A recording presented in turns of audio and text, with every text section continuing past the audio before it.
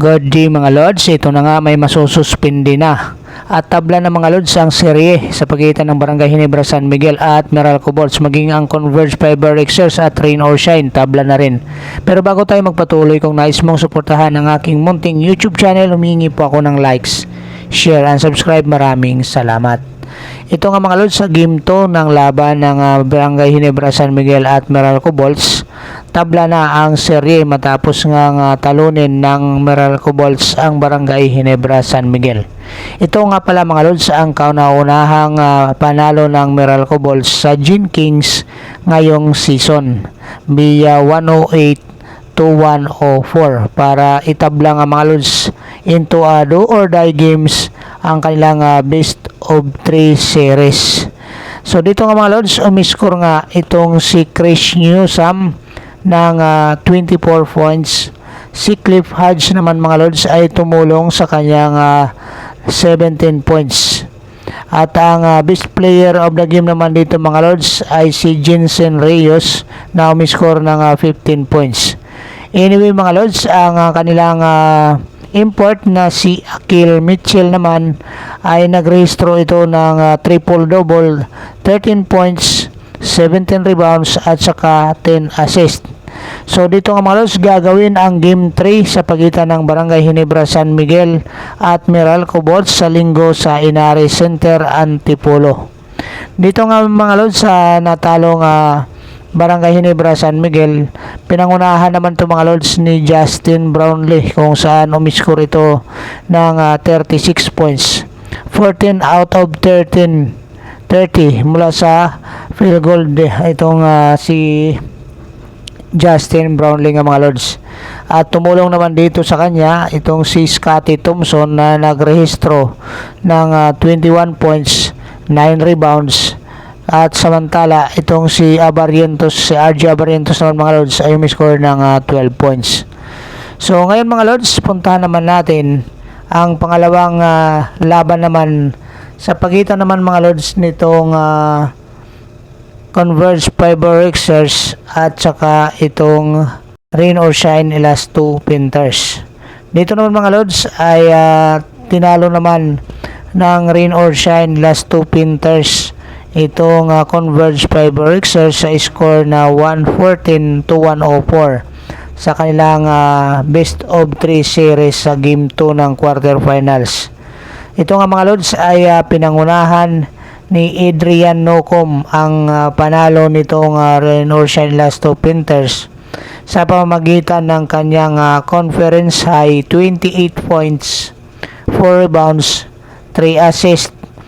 At mayroon tigang matindi dito mga Lods, ang 16 na puntos niya ay nanggaling sa fourth quarter. At mayroon siya mga Lods 11 out of 17 shots na naipasok.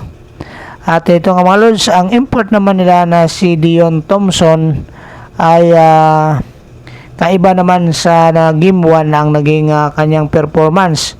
Dahil kung sa game 1 nga mga Lods ay na-fall out nga ito ng maaga, kung matatandaan nyo mga Lods, nasa less than 9 minutes ay na-fall out na itong si Dion Thompson.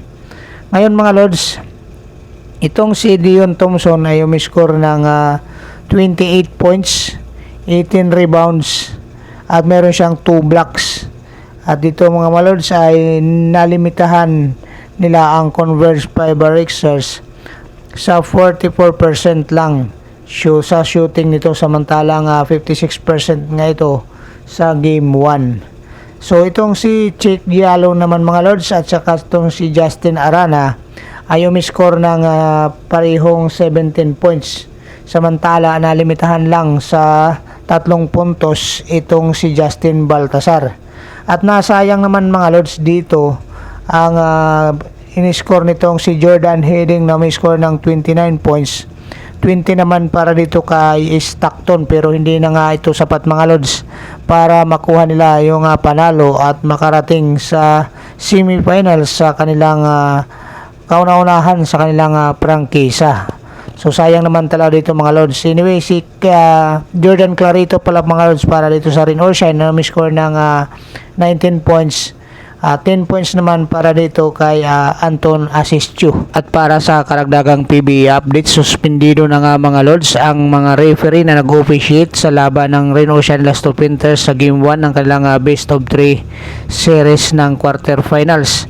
Ito nga mga lords ay binalita nga mismo ni Commissioner Willie Marshall na buong conference ay suspendido na nga ang 4 na referee na nag-officiate sa laban na nagresulta nga ng pagkamaaga ngang foul out itong import ng Reno Shine Last of Winters na kung matatandaan less than 9 minutes sa third quarter ay na foul out na nga ito dahil sa reklamo nga nitong si Coach Ying Yao na sa 3 sunod-sunod na tawag, maninipis na tawag na ginawa nitong mga officiating referee sa laban na ito.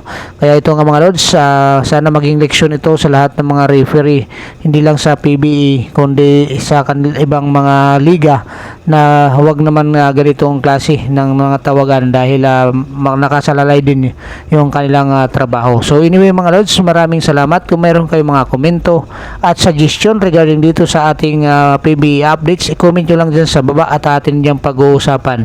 God bless you all. Bye bye.